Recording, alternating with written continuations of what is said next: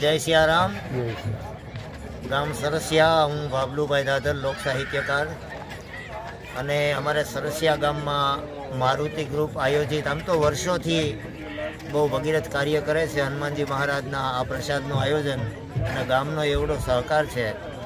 પણ ધન્યવાદ આ મારુતિ ગ્રુપને કે જવાનો આટલી મહેનત કરી અને કપિરાજ મારુતિ નંદન હનુમાનજી મહારાજ માટે જે પ્રસાદ વિશાળ સંખ્યામાં ગામનો જે સહકાર છે, એટલે મારુતિ ગ્રુપ વતી સમસ્ત ગામનો પણ હું એટલો જ આભાર માનું છું કે આયા પ્રસાદ હરિહર કરી અને જેનો સહકાર મળે છે એના માટે.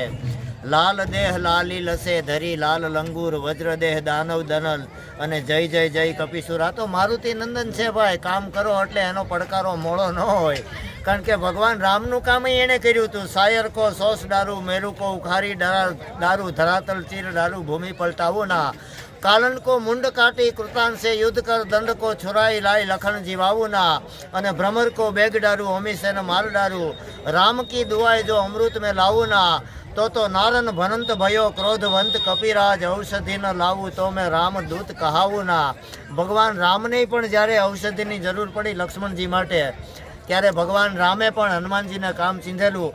અને એ જો હનુમાનજીએ કામ પૂરું કર્યું હોય તો આ તો આપણે સામાન્ય માણસ છીએ. એના માટે ભગવાન રામજીને પ્રાર્થના કરીએ કે તમારા હનુમાનજી મહારાજ એ અમારા સરસિયાનું આવું આવું ભલું કરતા રહે અને મારુતિ ગ્રુપને વધુ ને વધુ બળ આપે.